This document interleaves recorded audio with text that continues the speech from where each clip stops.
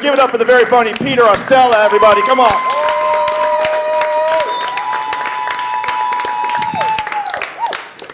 All right. How we doing, everyone? I'm doing good. I'm married. I have 2 kids. I have 14-year-old twins. And I try to be a good dad. I think I'm a good dad. I tried not to curse in front of them for the longest time. It lasted about 8 years. I finally slipped up, said shit in front of my daughter. Of course, she ran inside, told my wife. My wife understandably got mad. She was like, look, you gotta go talk to her. You gotta tell her it's not right. I'm like, all right, I know. So, I go into her room. I'm like, all right, look, this will be a teaching moment, right? I sit her down. I get down on her level. I'm like, sweetie, listen, Daddy cursed, okay? And he got in trouble for it. So I want you to help Daddy. The next time that happens, shut the fuck up about it, all right? Stop fucking telling everybody. Jesus.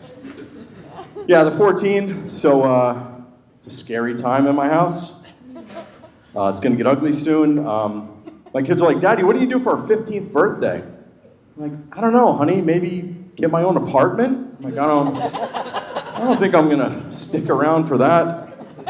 I'll come back, when it's safe from time to time, but do I have to be there the whole time? Really? I don't know. What's the rules? The sex talk is already starting. That's what I think I'm most afraid of with high school, because they're starting to hang around with kids who have older brothers and sisters, and those kids are dangerous because they know everything. They know everything. My daughter said, hey, Daddy, my friend Maya told me what a blowjob was, and then made fun of me for not knowing. I was like, oh, sweetie, I'm sorry, that's horrible. She said, yeah, Maya said it's when the girl blows on the boy's penis. And I'm like, sweetie, look, don't worry. You may be known as the girl that doesn't know what it is, but it's better than Maya, who's going to be known as the girl who gives horrible blowjobs. Jesus.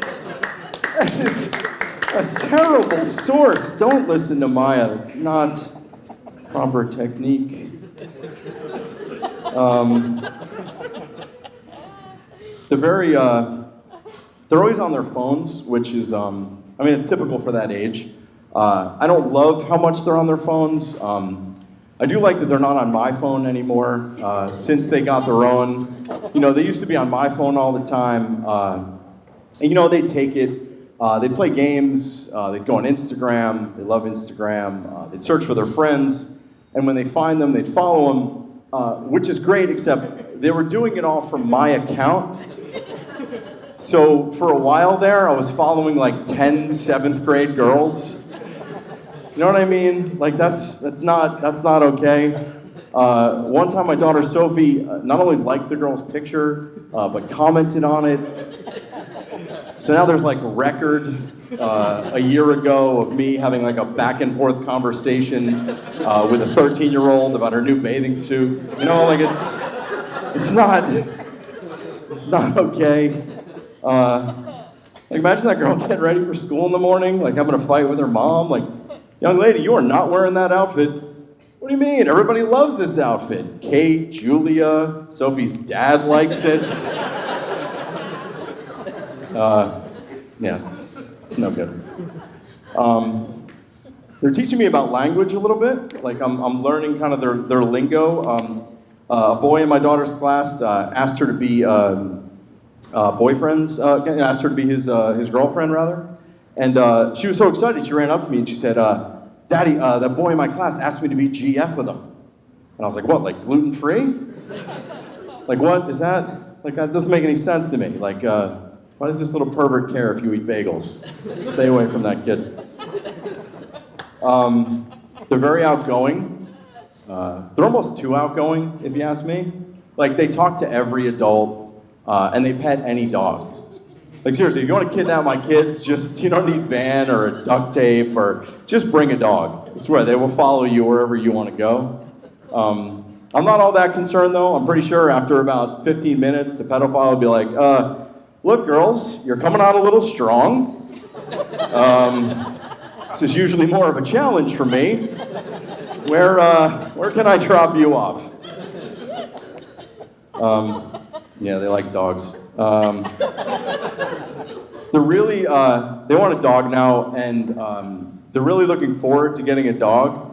And it's sad because I know that they're definitely not getting one. Like, I know that. I know that.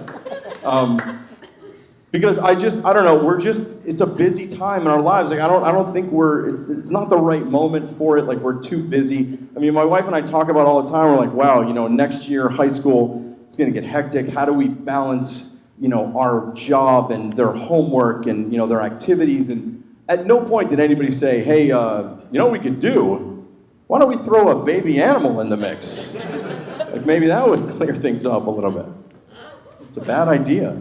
I also don't know anything about dogs. Like, I wasn't raised with dogs, so basic standard information, I just don't know anything about it. So we went to, there was a dog adoption in front of a pet store, and we went, and one of the women came over to us and was trying to get us to, be interested in one of the dogs. And it was just interesting because some of the things she was telling me, I just didn't get. She was like, oh, this dog right here, he's really smart.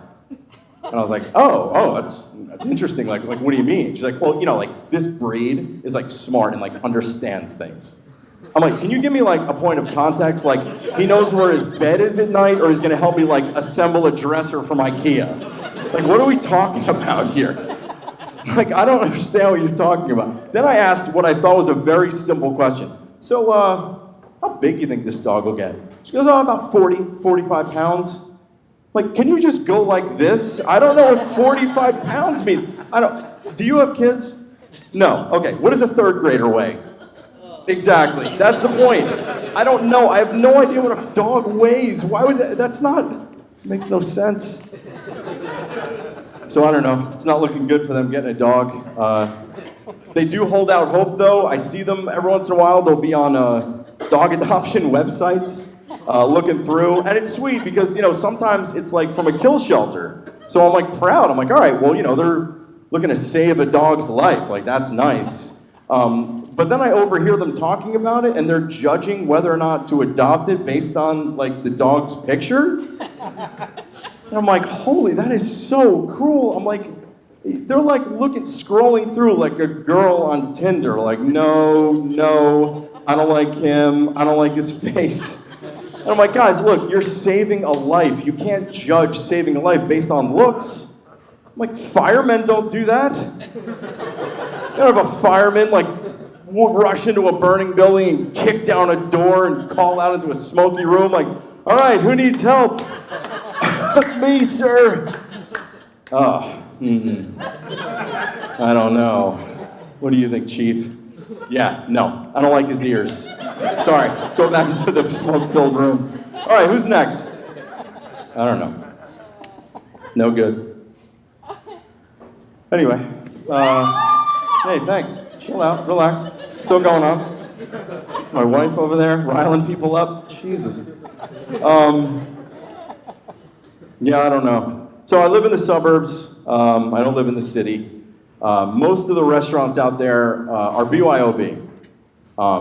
And wine drinkers love it. It is just, they love it. They bring their own wine. It's a cheaper night out for them. It is a situation set up for them to have a fantastic night. And I don't like wine. That's the problem. I like vodka. And it's just not a situation, you're really not, it's an unwritten rule. You're not allowed really to bring vodka or hard liquor. So it's not set up for me. And perfect example, we go out to dinner with a bunch of couples the other night. And this dude walks in, 2 bottles of wine he's carrying. And he's not just carrying them, he's got them in a holder. A cool holder. It's both decorative and insulated. You know what I mean? It's one of those holders. And I'm I can't compete with that. My vodka's not in a holder. I had to hide it in my wife's purse. Right? So right off the bat, I feel like a loser. Then he sits down, he gives everyone the history of the wine. And he's got a backstory. He's oh, these are 2 rare 20-year-old bottles that we got last summer in Napa. I'm that's a cool story. I can't compete with that. What am I gonna say? I brought a Smirnoff. It's from Russia. It's 375 milliliters. I got it around the corner about 10 minutes ago. No one's impressed by that. One of the couples sitting there, I heard them whispering about him, and they were like all impressed by him. Like somebody called him a wine aficionado. You know what they call someone who brings her own vodka to a restaurant? An alcoholic. You're not an aficionado. You're a degenerate. And they know it. Jesus. Fuck. It's just not fair. Like, and, you know, he's just set up, like, he sits down and it's taken care of for him. Like, he sits down, the glasses are already on the table. Waiter rushes over, opens the bottle, pours him a glass, puts it on ice. No one's helping me. I'm sitting there with a flask of vodka. I have to, like, ask for everything. Excuse me, sir, I need a really big glass with ice in it.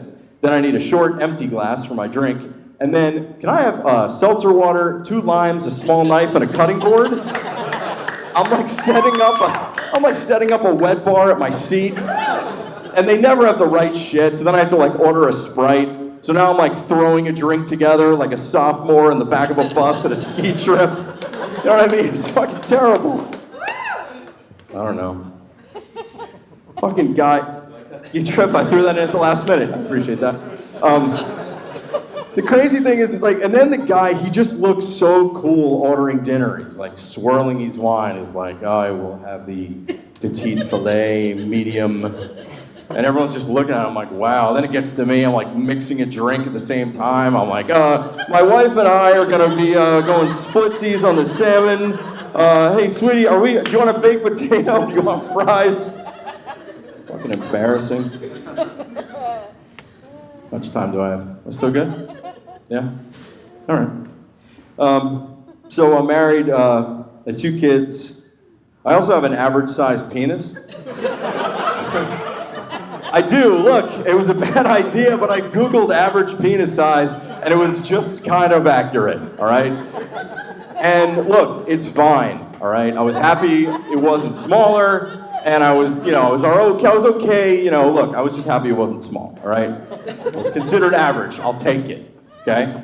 And it's fine, it's just not fun. You know what I mean? And I mostly feel bad for my wife. And not because I can't satisfy her. Like, I can satisfy her, I think. I've never asked. It's really not so good. I mean, I think she likes sex, but honestly, if you gave her a toss-up between sex with me or, like, not having hummus for a year, like, she'd have to you'd really have to think it over, you know what I mean? It's one of those things. Anyway, look, it's fine, it's just not fun. I just think there's never gonna get that, like, crazy sex talk. You know what I mean? She's never gonna like rip me into a closet in the middle of a cocktail party and be like, listen, we get home, I want you to throw me out on that bed, rip my clothes off, and give me that average sized dick of yours. I mean, like, she's not gonna say that. And what's my comeback? Yeah, you like that dime a dozen, run-of-the-mill dick of mine? It's like, yeah, you big stud, pound me with that comfortably sized penis. I want to have absolutely no problems walking tomorrow. She's never going to say that. Porn is what does it, though. That's what I blame. People say porn gives men unrealistic views of women. I think porn gives men unrealistic views of men. I'm like obsessed with their big dicks. Seriously, I can't stop looking at them. Like the other day, I spent like 30 minutes like staring at this guy's big dick in a movie. It wasn't a movie, it was a clip. It was a YouPorn clip I was watching in the bathroom at work. Listen, all right, that's gross. It wasn't the bathroom, it was the conference room. Look, the point of the story is I'm obsessed with their size and I can't figure it out. Like I'm watching the movie and I'm like, okay, what is it? Like, is it an optical illusion? Like, does the girl have small hands? Like, does the camera add 10 pounds? Like, what's going on? Because it just doesn't look the same. Fuck. It's just you watch these pornos and like these guys with these big dicks are like the hero and everyone awaits the arrival of the big dick and like they're waiting and then when it comes out, everyone's impressed and like the guy and the dick, there's like so much confidence there. Like my dick has no confidence before sex. It doesn't stand there like a superhero. he's like a guy that's like 5 minutes late for a staff meeting. So he has to like poke his head in the room to make sure he's in the right place. You know what I mean? He's like, is this, oh yeah, okay, I'm here. No, nobody get up. Anyway, my name's Pete, thank you so much.